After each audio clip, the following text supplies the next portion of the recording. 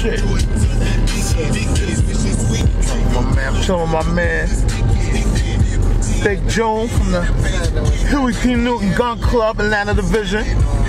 You know? So June, man, what made you want to join the club, man? I met Kamani at the Black Panther reunion. I was looking for some type of militant training, and I approached him about it, and ever since then we exchanged information, and we've been tight ever since then. And it's just the militant. It's brothers who ain't scared, man. That's what really drew me, because a lot of these so-called gangsters in the streets, they quick to shoot the people of their own color, but they scared to shoot a cracker or the cop. Right. See somebody fucking with them or whatever. So we got this thing going in the Huey P going in February, I think it was, and we've been trying to do positive things in the streets ever since. That's like the main reason why I joined, man. They militant and radical than a motherfucker like me. I don't talk enough about love, so y'all ain't gonna hear a whole lot about love. I'm gonna talk about the other side of that coin. And I hear y'all getting up here talking about Congressman John Lewis and every other representative that's supposed to represent our people. Let me tell y'all something. We all we got. So while y'all caring about laws and what kind of laws they pass, they don't care, they're killing us. And there's only one thing that's gonna stop them. And that's killing them. I'll say it. I don't give a damn what kind of badge you wear. There's cops in here right now. If you feel fraud, fucking leave. We need to defend ourselves, people. Period. So I'm gonna say it, and I'm gonna say it loud. These brothers are culpable too. These black cops, they culpable too. So when you see your partners killing our people, guess what? When I come at you, I'm coming at you indiscriminately. Because either you with us or you against us. That's the bottom line, people. We gotta stop, we gotta get up off our knees, we gotta stop praying, we gotta stop acting like somebody else is coming to help us. Because they ain't. Period. So while we get out, look, if protesting and getting out here and holding signs and everything is your way of getting back at these people, ask yourself, did it work for Martin Luther King? Ask yourself, did it work for anybody else? These laws do not work for us. They're not our laws. These laws are meant to keep us down. Period. So if you know that, I'll ask one simple question. Why the hell you still putting your head behind the back of these animals in? Why you still running from these animals in? Anytime you run from a predator, that predator's gonna chase you. You think a lion run from a dog. Even the most punk dog on your block. Run from it and watch it chase you. Where's the sister at? Sister, listen, I'm so sorry. I'm so sorry that happened to you, but he's not the first, and he's not gonna be the last. And until we start giving them what they've given us, they're gonna keep on coming down here and giving it to us. All these brothers in here, y'all need, come on, man. All these brothers in here. All these brothers in here. These sisters, I'm tired of seeing these sisters crying, I'm tired of seeing these babies crying, and I'm tired of seeing my young brothers who can't even make it to the age of a warrior crying and dying because we ain't there to protect them. That makes you culpable too. The only way we're going to keep these devils and these animals out of our community, I'm talking about animals of all colors. They got on a uniform. If you ain't checking the one next to you, you part of the problem. So the only way we're going to keep these animals out of our community is give them what they've given us. I'm done.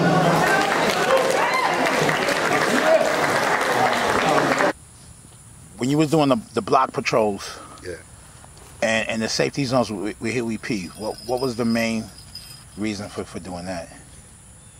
Man, the main reason for that, man, it was a few different reasons, man. It was one to show our people that there are black men out there that are willing to give them an alternative to calling the police. Now, in my vision, the police are gonna call Kamani first, and then see what needs to be done.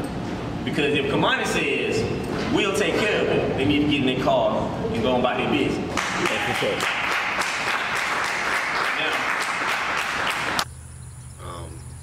That there are black men out there who are concerned about the safety, the organization of our neighborhoods, as well as to show the police that, you know, there's some black people out here who care about our fucking neighborhoods, and we're not gonna let you come running through them and doing no-knock warrants and all of that bullshit. You know, them days are over type shit. We can't be scared to fight back. We gotta fight back. How else we gonna take back? Every other species on this planet will fight back and protect their own, except for us. Something is wrong with that. That's why the Huey P. Newton Gun Club is here. We're ready to protect our own and fight back. We got to. We got to. It was honestly, man, it was to get the people to instill a confidence in the people to where they can reach out to call us. They got domestic violence problems in the neighborhoods. Call us, man, because it's easier for us to come in, take that man out of his house, talk to him. You know what I'm saying? You know, like, bro, you can't do this. You know what I'm saying? We can't have women and children scared of our men, bro. So come talk to me. Give me a call when you got a problem, man. I'll take you out to the hospital, go get a drink, we'll figure it out. That way you back in your house. You know what I'm saying? And you're not in this man's system, making him rich, losing your job, being gone, you know what I'm saying, away from your family and not being able to raise your children because you had a fallout with your lady or something like that. But at the same time, we can't have you putting your hands on that woman, you know what I'm saying, you know, doing all of that stuff, especially in front of the kids, showing them that, giving them the impression that that's the way that we solve our problems with our women, by putting hands on them. And that's, you know, it was a lot of reasons, bro, to patrol those communities. Gun Club has been in Atlanta. How has that affected you in your business? You know, I showed you the painting earlier, right there, and it's almost like thematic when it comes to the Gun Club, because someone asked me if you were sitting in a field by yourself, and it was surrounded by woods, but it's a big open grassy field, what would you be thinking about? They asked me that, and I said, I'd be wondering who's got my back, like what's going to come out of those woods, and who's going to help defend me. And so I thought about this painting, and I painted the two brothers first. And somebody said, well, what are they looking at? And then I said, wait a minute. And I put the sister in the middle. And so the painting is called Guardians. And it's based on that meditation about who's got my back. And so that's how I feel about the Gun Club, that we've got protection in the neighborhood and they've got our back. When we patrolled through those communities, and I was, you know, little kids coming out, sticking their chest out, you know, saying, oh, the black police, we know y'all, you know, they're sticking their chest out and they want to be right beside us doing the things, picking up paper and talking to the elders and stuff like that. Yes, sir. Yes, sir. Yeah. That shit, excuse my language, it's gonna stop. Okay. It's gonna stop. They rode past us down there when we was taking pictures in front of some of our houses and said good morning and kept going like they supposed to. Well, y'all guys going, I'm glad to see somebody that's stepping up, man, yes, and being foreign, but you gotta say what you mean and mean what you say, right? You have to. They come through here, you know what I'm saying, with all them old big old trucks and run them off with me, just let them rest. Yeah, and we do patrols down in the Bluff, man, on the days that they do that, man. To shut down some of that. Oh man, that's good. That's what days do they come over here with them trucks and stuff? Yeah, you talking about the police? Yeah, what days do they do it? Because they do it on Tuesdays and Thursdays in the Bluff. And we did more than just patrol. Anybody asked? I'm the one clinked the guy. Yeah. I saw that. To the church, yeah. I did. Anybody you see that asks, tell them Kamani said it's okay. This house belongs to the Huey P. Newton Gun Club of Atlanta, and tell them that Kamani gave you permission to stay here, bro. Yeah, because I've been on that porch, right? Saving running my sleeping bag. Yeah, get comfortable, bro. Get comfortable. We got lawnmowers and rakes and stuff, and we cleaned up seniors' yards, the ones that couldn't get out there and do that stuff. We attended the barbecues. And Kamani Sadiq, Huey P. Newton Gun Club of Atlanta. We're here supporting New Era because they literally spearheading this whole community organizing thing, man. They're out there in the community in 5 or 6 different states that I know of.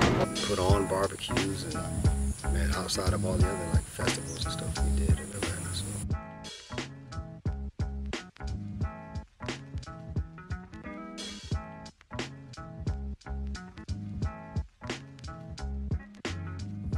So speaking of barbecues, man, I remember specifically one of the Huey P. block parties. It's the 28th, right down here at the Reds. That's next Saturday. Don't miss. We got 1 million balloons out there. So you ride down Ralph Davis, you'll see it. Yeah, how was that, man? Like what inspired you to do that? Again, man, it's just letting. It was my way. What do black people like to do more than party? So I figured one of the coolest ways to get our message out there, man, was to inspire people and throw these block parties. I mean, you know, they had Malcolm X Fest and Garvey Fest and all these other festivals, man.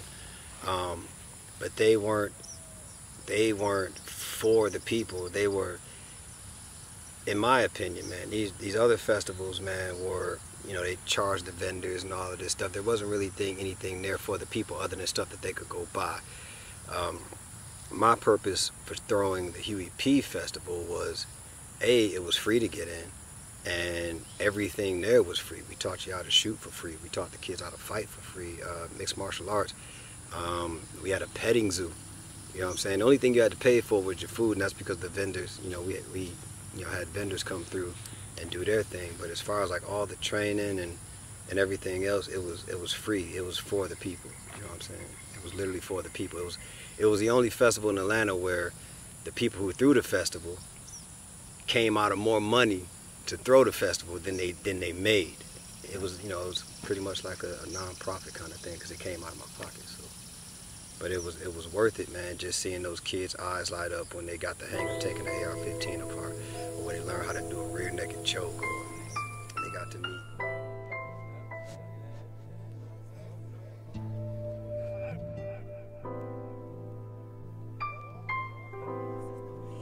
It don't take nothing but the courage to do the shit, bro. If you know that this house has missing fucking girls in it, bro, take your ass up to that house, bro.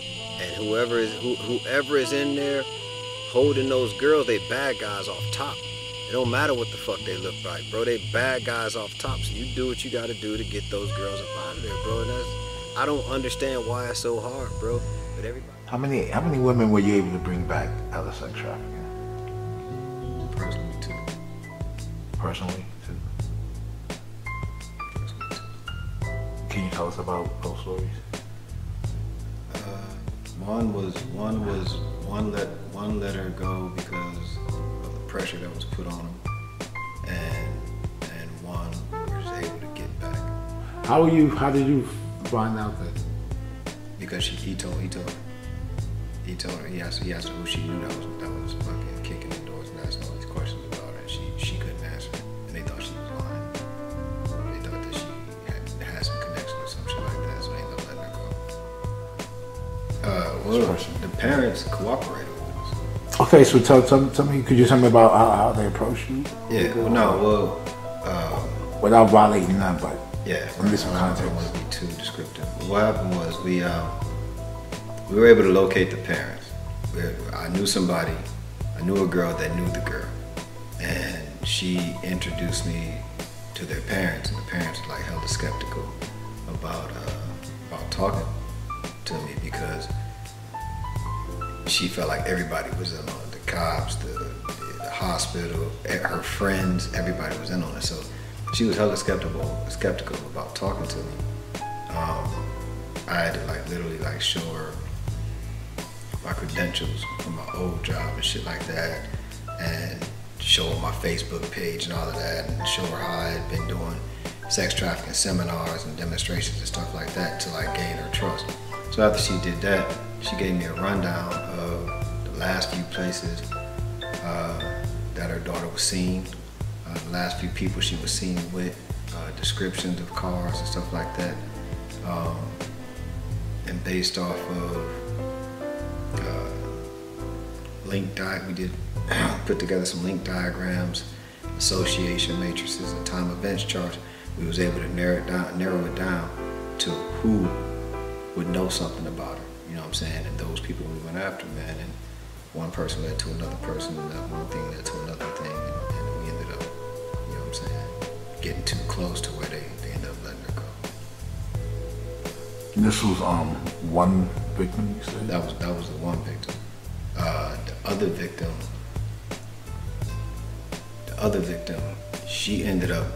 we put the pressure on them. They ended up having to move her early, and she was able to escape from the vehicle when they was moving her. How did you know there was another young lady in jeopardy? Same way. Just through friends and family and stuff like that. Dude, if we talk to 10 families, maybe 2 will help us out. And that's the way that's with everything. I mean, that's what I've tried to address the again, I don't want to say too much. I've called families of victims that were murdered by other races and asked them, what can I do to make them feel better? You know what I'm saying? If you cooperate with me and let me know, give me some details, I can do something that would make me feel better. And I was told stuff like, I don't need your kind of help, and that sort of thing. So for every 10 families you talk to that are seeking justice, if you're here for the people, then you gotta let them get the justice that they want. Now, if you want to march, if you want to protest, if you want to sue the police, if you want someone to go to jail, I ain't got nothing to do with that. But if you want an eye for an eye, that's what I can provide you, or that's what I was able to provide at the time when I was active. And you'd be surprised, man, how many people don't want an eye for an eye. They want what they consider to be justice. They want somebody to be sued, or somebody to go to jail, or somebody to lose their job, or something like that for a whole life. And to me, that's not justice. So if you're here for the people, and this is what I had to tell a lot of guys that were doing the same thing that I was doing. You can't be upset when the people say they want their form of justice, their brand of justice, because if you're here for the people, then you have to remove yourself from the situation. It's our job to be here for the people and give the people what they want. Now, sending somebody to jail, suing somebody, that's not in my wheelhouse of capabilities, you know what I'm saying? I'm good at what I do, and it doesn't have anything to do with that per se, you know what I'm saying? So if that's what the people consider to be justice, then I just let them, you know, do their thing. I get my hands dirty. That's what I do to get our people justice, or to get our girls back, type of stuff. Now, how did you know, like, another girl was missing? Did they? Same thing, on Facebook. Bro, Facebook is a necessary evil, bro. It's a necessary evil, man. At one point, it was so bad in Atlanta, man, that every other day somebody was on Facebook saying that their daughter is missing or something like that, or their daughter got chased up into a gas station or something. I've been to several hotels, several gas stations, stuff like that, man, where I had to get the cameras, you know what I'm saying, look through the cameras to find out who chased this girl into a gas station and those sorts of things, bro. At one point in Atlanta, bro, it had amped up. And the bad thing is, there's a lot of us. It was a lot of us doing the low-level captures and stuff like that, and whisking them off to the second-hand man who preps them and sends them to Russia, China, South America, wherever the hell they're gonna send them. But it was us down in those communities driving the vans with the locks on the outside, chasing children. Bro, I remember one night, I was literally out all night patrolling the streets, and I went to Thumbs Up in East Point to get some breakfast. It was at 7 o'clock in the morning, so I go to Thumbs Up to get some breakfast, and I get a call from my father. He's frantic, brother, on the west end. He's on the west end of Atlanta, and I'm in East Point at this time. So he's like, man, these cats in the van literally just chased my kids all the way home from school into my house, and they still riding around the block looking for my kids. So I'm like, okay, man, give me an address. I jump in the car and I head down there to look for the van. By the time I got down there was nothing, and we couldn't locate the van. I couldn't locate the van. I rode around a little bit. The van was gone. My point is, there's a few things wrong with this story, though, man, and the fact that somebody's bold enough to chase a family of 3 children all the way back to their home from school, bro, cutting through yards and everything, trying to catch these kids. That's A. B, why didn't you blow that van off your block, bro? Why didn't you kill everything in that? Because that's what I was coming to do. Now, I don't care who sees this documentary, but anybody that knows me knows I don't play with sex traffickers, bro. Because if anybody has a problem with me killing somebody who's kidnapping our children, then you are also my enemy. I don't care what you look like, what your uniform is, none of that shit. That makes me no difference. These are our babies. So if you got a problem with me handling and policing my own village, then you here by my enemy too. So it doesn't really matter to me. So I couldn't understand how another man could call another man because his children just got chased in the house, bro. You know what I'm saying? That should have been deaded. That should have been deaded right there. If anything, call me and be like, man, help me catch these motherfuckers. But that wasn't it. You know, it was, you know, Kamani, come down here, man. They just chased my kids in the house. So yeah, there's, you know, if everybody had the attitude, man, to where every man, every black man had the attitude to where nothing wrong can happen around me, bro, we fix the problem in our communities overnight. But people are too willing to pass the buck. That's why everybody blames the president for everything. You blame the president for what's going on your block. Like, that's your block, bro. You know what I'm saying? But everybody's waiting for everybody else to fix something for them. What made you wanna you know, stand up in that area? What made you wanna? I mean, there's a lot of reasons why we do it. But bro, that's the most innocent of our population. You know what I'm saying?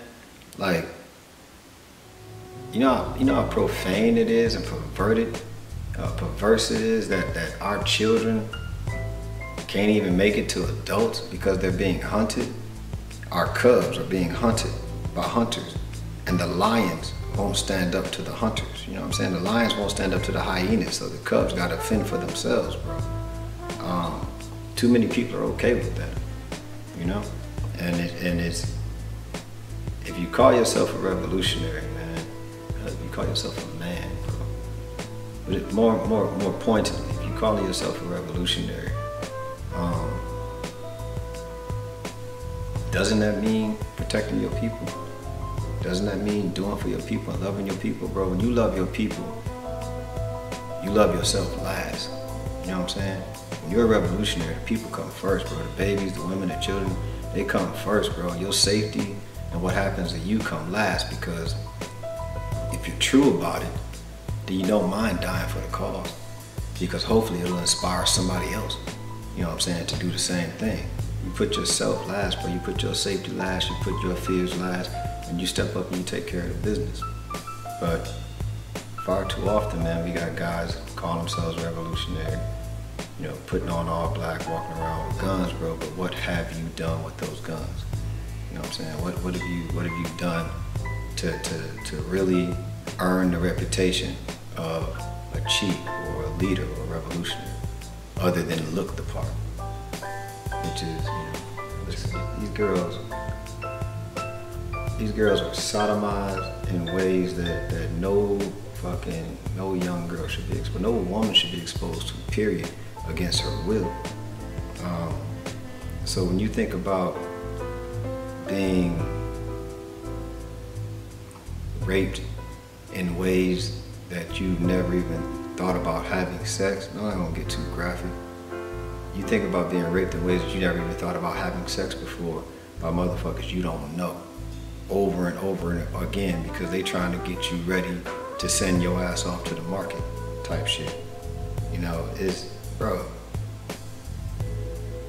they were, once they were recovered, bro, they were scared to talk to me. You know what I'm saying? Even though they knew for a fact that I was the one that was putting the pressure to get them released type shit, they were still scared to talk to me, bro. They knew by that time they had met doctors that was in on it, they had met police that was in on it, you know what I'm saying? Some of their friends was in on the shit, luring them, shit like that. Bro, they don't trust nobody. They damaged as fuck. Yeah, they damaged as fuck. Every one of them girls is my daughter, bro. Every last one of them. God fucking forbid, bro. God forbid, man. Yeah. Next question, bro. I would never lost my desire to want to teach women and children. You know what I'm saying? When I came down here, that wasn't my goal, to teach women and children, bro. It was train up men to defend women and children so they can go on being women and children. You know what I'm saying? Yeah. But I failed that, and they failed me. You know what I'm saying? Like, I thought that, you know, me coming down here, ready to give these skills to the people, they'd line up for the skills, and boom, we'd somehow, you know, build a nation of men ready to defend the women and children, but that wasn't the case. Just beginning, much love to the brother Kamani Sadiq, my big brother Chief Kamani Sadiq. Strong, powerful revolutionary, major influence on me. This brother here is definitely very vital to the revolution because this is a brother who has actual, real life, knowledge, wisdom, and training that's been used and been successful in various walks of life that he's bringing to the people. Very condensed and very easy to understand, and very learnable and teachable. So when you see a brother that's doing the work and he's doing it on a high level, on a level that can elevate you, like a brother like Kamani Sadiq, Chief Kamani Sadiq, Commander Chief Kamani Sadiq, when you see a brother like that doing it on an ultimate level and he giving it back, it's like it's inspiring. And what it makes you want to do, it makes you want to stand up for your community and elevate to that level, because you got a man that's not just willing to just teach you about it, but to make sure that you understand it and that you comprehend it, but also being inspired by brothers like this brother who, you know, is doing the same work as a Malcolm X or a Huey P. Newton or anybody you can name, but he's doing it on an even deeper level because he's preparing us for the task at hand that we face at our optimal